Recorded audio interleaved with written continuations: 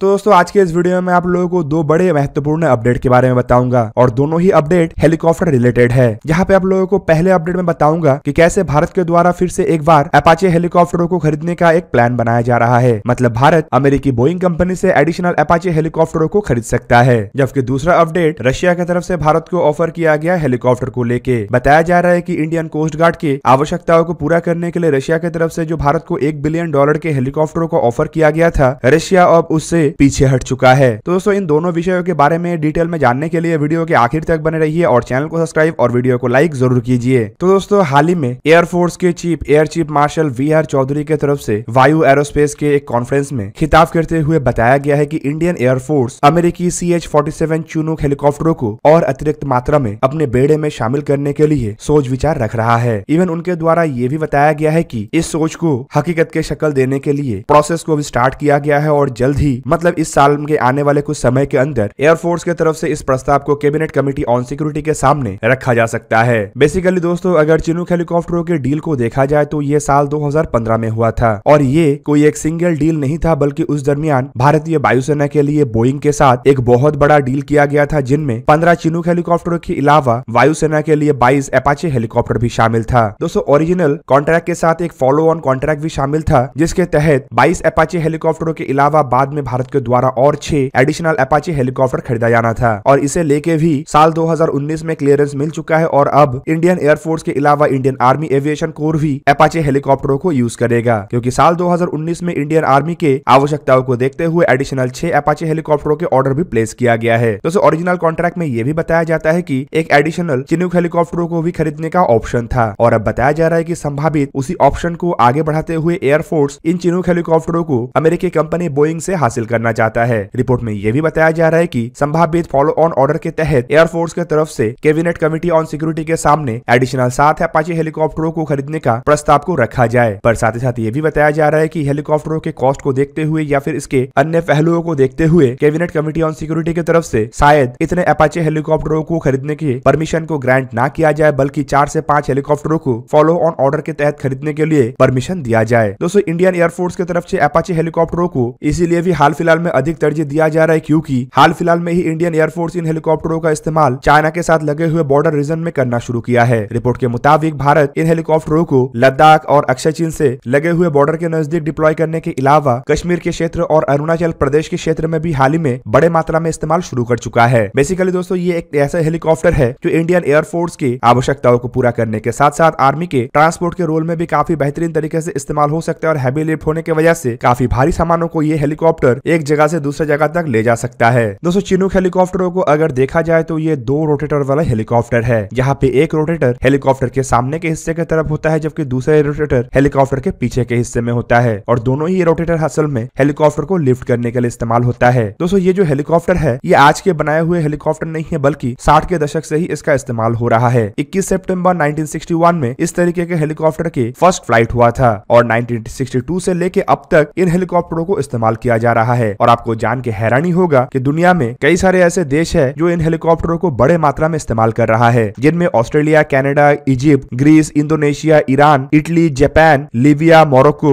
Netherlands, Oman, South Africa, Saudi Arabia, Singapore, Spain, Taiwan, Turkey, United Kingdom, United Arab Emirates, United state और भारत शामिल है। जबकि इससे पहले अर्जेंटीना, साउथ वियतनाम, थाईलैंड और वियतनाम भी इसका इस्तेमाल कर रहा था। दोस्तों ये जो हेलीकॉप्टर है ये 3 क्रू मेंबर से ऑपरेट होता है, जिनमें पायलट, को पायलट, फ्लाइट इंजीनियर या फिर लोडर मास्टर रहते हैं। जबकि इसका कैपेसिटी 33 से 55 ट्रूप्स का है और ये 24 स्ट्रेचर और 3 अटेंडेंट्स को भी कैरी कर सकता है। जबकि इसकी पेलोड क्षमता 10,886 किलोग्राम है। दोस्तों हेलीकॉप्टर करीबन 315 किलोमीटर पर आवर की रफ्तार से उड़ान भर सकता है, जबकि इसका रेंज करीबन 740 किलोमीटर और कॉम्बैट रेंज करीबन 370 किलोमीटर है। जबकि हेलीकॉप्टर नॉन स्टॉप 2252 किलोमीटर तक उड़ान भर सकता है। इवन इसके सर्विस सीलिंग भी काफी हाई है और करीब करीब 20,000 फीट या फिर कहे तो 6,100 मीटर तक है। दोस्तों अब चलिए जानते हैं वीडियो का दूसरा अपडेट, मतलब रशिया की तरफ से भारत को ऑफर किया गया हेलीकॉप्टर के बारे में। तो दोस्तों रिपोर्टों में बताया जा रहा है कि आखिरकार रशिया की तरफ से भी भारत के कोस्ट गार्ड के लिए खरीदे जाने वाले जो हेलीकॉप्टरों का टेंडर था उससे अपने आप को पीछे कर लिया गया है। बेसिकली ये इंडियन कोस्ट गार्ड की आवश्यकताओं को पूरा करने के लिए एक हैवी ट्विन इंजन हेलीकॉप्टरों के प्रोक्योरमेंट प्रोसीजर था, जिसका लागत $1 बिलियन तक कहा जा रहा था। इसके तहत इंडियन कोस्ट गार्ड की आवश्यकताओं खास करके ऑफशोर सिक्योरिटी और सर्वेलेंस टास्क के लिए 14 हेलीकॉप्टरों को खरीदा जाना था। और दोस्तों रशिया के द्वारा अपने आप को इस टेंडर से पीछे हटा लेने के बाद अब सिर्फ इसमें एक ही पार्टिसिपेंट बचा हुआ है, जबकि बताया जा रहा है कि इससे पहले अमेरिका भी अपने आप को इंडिया के इस टेंडर से पीछे हटा चुका था। रिपोर्ट के मुताबिक एकमात्र अब इस टेंडर में एयरबस कंपनी शामिल है, जो कि यूरोप के एक महत्वपूर्ण और काफी बड़े एरोस्पेस जायंट है, जो कई तरीके के मिलिट्री और सिविलियन एयरक्राफ्टों का निर्माण करता है। दोस्तों अगर देखा जाए तो करीबन एक दशक से इंडियन कोस्ट गार्ड ऐसे हेलीकॉप्टरों को हासिल करने के लिए अपना प्रयास चलाया जा रहा है। पहली बार इंडियन कोस्ट गार्ड की तरफ से साल 2012 में हेलीकॉप्टरों को खरीदने को लेके टेंडर जारी किया गया था, लेकिन उस दरमियान यह टेंडर काम नहीं किया। बताया जाता है कि उस दरमियान टेक्निकल और कॉमर्शियल इशू की वजह से टेंडर रद्द हो गया था, जबकि इससे पहली वाली टेंडर साल 2018 में कॉन्फिडेंशियल डेटा लीक के एलिगेशन के बेस पे रद्द हो गया था। और इस बार ये जो टेंडर है इसमें सिर्फ एक पार्टिसिपेंट होना एक तरीके से दर्शाता है कि भारत अगर टेंडर के तहत हेलीकॉप्टरों को खरीदना चाहता है तो शायद ये इस बार भी फेल होगा। दोस्तों रशिया के विड्रॉल तो अलग बात है, लेकिन अमेरिका का विड्रॉल काफी चौंकाने वाला था, क्योंकि साल 2018 में अमेरिका के तरफ से अपने हेलीकॉप्टर को लेके एक तरीके के टेस्ट को भी संपूर्ण किया गया था। इवन अमेरिकी कंपनी सुकोस्की के S-92 हेलीकॉप्टर रिक्वायरमेंट को भी काफी बेहतरीन तरीके से सर्व कर रहा था। पर अमेरिका का कहना है कि अमेरिका इस टेस्ट को खाली इसीलिए अंजाम दिया है क्योंकि अमेरिका भारत के साथ गवर्नमेंट टू गवर्नमेंट डील के तहत आगे बढ़ना चाहता है, ना कोई टेंडर के तहत अमेरिका इसमें भागीदारी निभाना चाहता है। जबकि दूसरी तरफ अगर देखा जाए तो इस टेंडर में रशिया की तरफ से कामोव के A-32A11M हेलीकॉप्टर को पेश किया गया था। रशिया ने यह ऑफर पिछले साल के जून महीने में ही किया था, जबकि एयरबस कंपनी के द्वारा इंडियन कोस्ट गार्ड को देखते हुए H-225M हेलीकॉप्टर का पेशकश किया गया था। दोस्तों आपके जानकारी के लिए बता दूं कि साल 2018 में जो टेंडर था वो रद्द होने से पहले ये माना जा रहा था कि टेंडर के तहत एयरबस H-225M हेलीकॉप्टर को ही इंडियन कोस्ट गार्ड सिलेक्ट करेगा। पर इस बार रशियन कंपनी के सामने अमेरिका के कंपनी का हिस्सा ना लेना भी समझ नहीं आ रहा है, और किस कारण से रशिया की तरफ से इस टेंडर से अपने आप को विड्रॉल कर लिया गया है उसका भी कोई खुलासा नहीं हुआ। दोस्तों इसमें और एक कंपनी को भी महत्वपूर्ण दावेदार के रूप में देखा जा रहा था, लेकिन साल 2018 में उस कंपनी को टेंडर में हिस्सा लेने से रोक दिया गया था। बेसिकली ये कंपनी है इटली के लियोनार्डो ग्रुप। और आप सबके जानकारी के लिए बता दूं कि साल 2018 में टेंडर जारी करने के समय लियोनार्डो ग्रुप को एक तरीके से बैन रखा गया था, जिस वजह से लियोनार्डो ग्रुप अपने हेलीकॉप्टर के ऑफर को लेकर इस टेंडर के तहत आगे नहीं बढ़ सका। फिलहाल ये टेंडर अगर रद्द होता है तो ये इंडियन कोस्ट गार्ड के लिए काफी चिंता का विषय बन सकता है, क्योंकि इंडियन कोस्ट गार्ड में फिलहाल ऐसे रोलों को निभाने के लिए पुराने चीतक और चेता हेलीकॉप्टर है। दूसरी तरफ इंडियन कोस्ट गार्ड के पास भारत द्वारा निर्मित एडवांस लाइट हेलीकॉप्टर के बेड़े भी है, लेकिन इंडियन कोस्ट गार्ड को इन हेलीकॉप्टरों से आगे बढ़ के भारी वजन के हेलीकॉप्टरों का आवश्यकता है, ताकि लंबे दूरी तक सर्च रेस्क्यू और एवोक्यूएशन का काम को अंजाम दिया जा सके। दूसरी तरफ भारी भरकम हेलीकॉप्टर इंडियन कोस्ट गार्ड के अन्य कई तरीके के रोल को भी निभा सकेगा, जो ऐसे एडवांस लाइट हेलीकॉप्टर और लाइट यूटिलिटी हेलीकॉप्टरों के द्वारा संपूर्ण करना संभव नहीं हो पा रहा है। देखना अब ये है कि सिर्फ एक पार्टिसिपेंट रहने की वजह से क्या इस टेंडर को मिनिस्ट्री ऑफ डिफेंस की तरफ से रद्द किया जाता है, या फिर कोई गवर्नमेंट टू गवर्नमेंट डील के साथ कोस्ट गार्ड की आवश्यकताओं को पूरा करने के लिए आगे बढ़ा जाता है। तो दोस्तों ये था आज का वीडियो। अगर आपको वीडियो अच्छा लगा तो उसे लाइक कीजिए और मेरे चैनल को सब्सक्राइब कीजिए और साथ में बना हुआ बेल आइकन को भी प्रेस कर दीजिए, ताकि आप मेरा वीडियो देख पाए सबसे पहले। जय हिंद।